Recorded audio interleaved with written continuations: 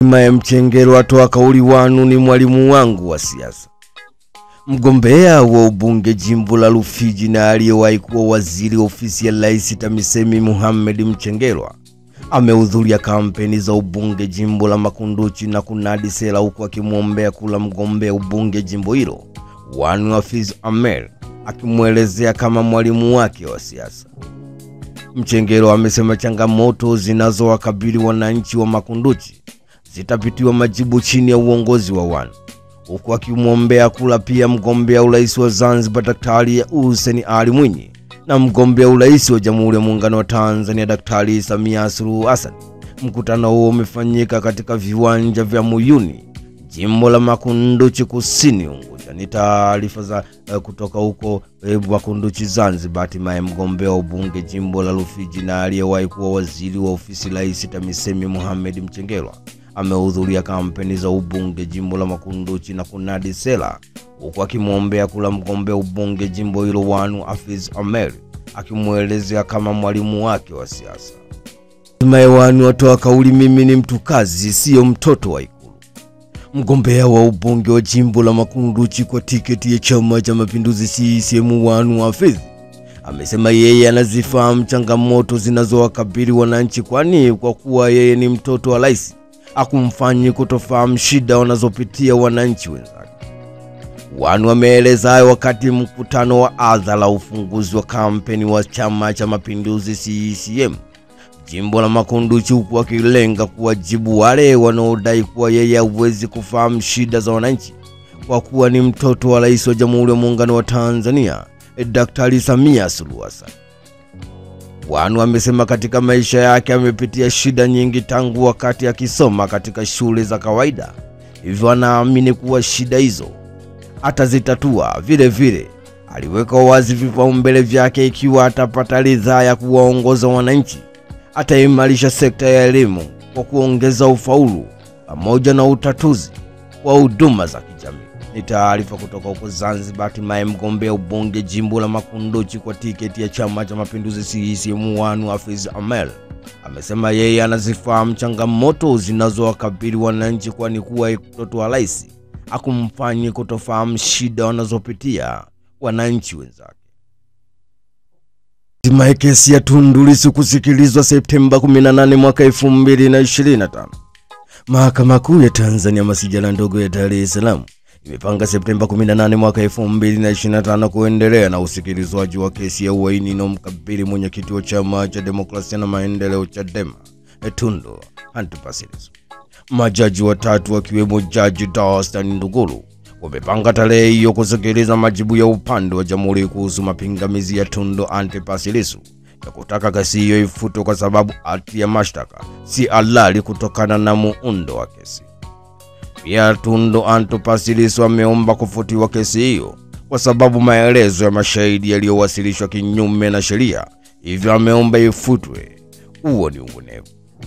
Baada ya kueleza hayo, majaji wameahirisha kesi hiyo hadi Septemba 18 mwaka 2025 kwa ajili ya kuendelea na usikilizaji wa majibu ya jamhuri kuhusu pingamizi hilo. Nje ya mahakama, mwanasheria mkuu wa Chama cha Demokrasia na Maendeleo Chadema Daktari Rugemeleza Nshala amezungumza na waandishi wa habari kuhusu mwenendo wa kesi hiyo. Ameonyesha kwamba kutokana na uongofu wa kisheria, mahakama isitishe itende haki kinachodaiwa ni uhaini, sio badala yake mahakama imwachie huru baada ya siku 162. Muhimili wa mahakama ni huru. Askari au wana mamlaka wa kuwashika na kuwatoa watu mahakamani kama watu wamejaa. Taratibu nyingine zifuate.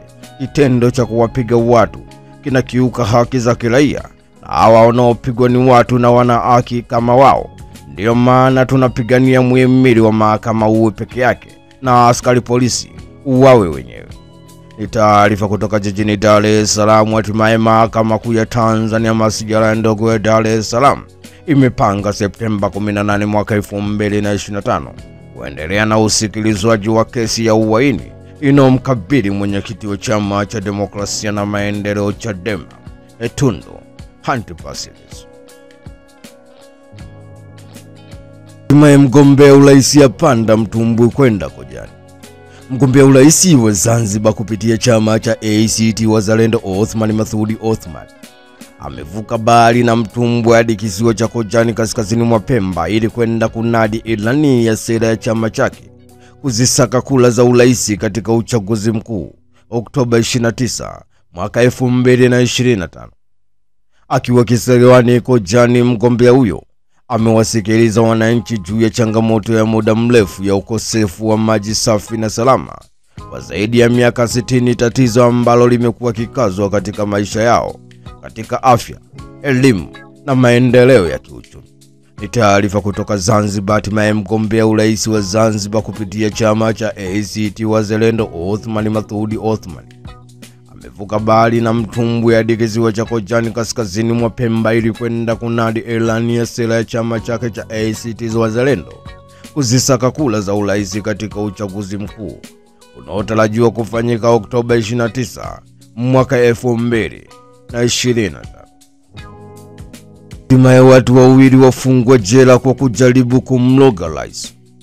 Vyombo mbalimbali vya habari nchini Zambia vimeripoti kwamba mahakama kuu ya nchi hiyo imewahukumu kifungo cha miaka 2 jela wanaume wawili waitwa Leonard Fili, raia wa Zambia, na Justin Mbwilase Gondek, raia wa Msumbiji, kwa kile kilichodaiwa kuwa ni kosa la kujaribu kumloga rais wa Zambia Hakainde Hichilema kwa lengo la kumuua. Wanaume hao wawili walitiwa hatiani chini ya sheria ya uchawi, ambapo wote walikamatwa tangu Disemba mwaka 2024 wakiwa na vifaa vya kienyeji, kinyonga akiwa hai pamoja na vifaa vingine vya kichawi. Hakimu Faini Mayambu amesema washtakiwa hawakuwa maadui wa rais pekee bali maadui wa nchi nzima ya Zambia. Kesi hiyo imekuwa ikifuatiliwa kwa karibu zaidi kutokana na kwamba ndio mara ya kwanza nchini humo mtu kushtakiwa kwa jaribio la kumloga rais, ambapo hati ya mashtaka zinaonyesha kuwa wawili hao walipewa kazi hiyo na mbunge wa zamani wa Zambia. Ingawa wawili hao walijitetea kwamba wao ni waganga wa jadi, mahakama iliwatia hatiani kwa makosa mawili chini ya sheria ulozi, ambapo katika maelezo yake hakimu alifafanua kuwa mkia wa kinyonga ukidungwa na kutumika kwenye matambiko unaweza kusababisha kifo ndani ya siku 5. Ni taarifa kutoka nchini Zambia. Hatimaye vyombo mbalimbali vya habari nchini Zambia vimeripoti kwamba mahakama kuu ya nchi hiyo imehukumu kifungo cha miaka 2 jela wanaume wawili, Leonard Fili, raia wa Zambia, na Justin Mbwilase, raia wa Msumbiji, kwa kile kinachodaiwa kuwa ni kosa la kujaribu kumloga rais wa Zambia Hakainde Hichilema kwa lengo la kumuua. Na hatimaye auawa kisa mabishano ya Simba na Yanga.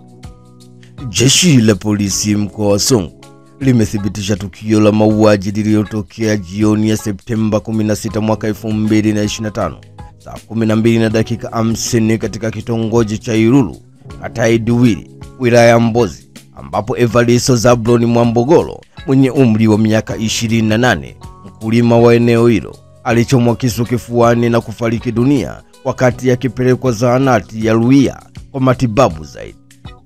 Kwa mujibu wa taarifa za awali, chanzo cha ugomvi huo ni mabishano makali kuhusu shabiki wa timu ya Simba na Yanga, na inadaiwa Evaristo na Exaveri walianza kubishana kuhusu ubabe wa timu hizo, alilopelekea mtuhumiwa Exaveri kumchoma kisu alichokuwa nacho na kumjeruhi Evaristo sehemu ya moyo.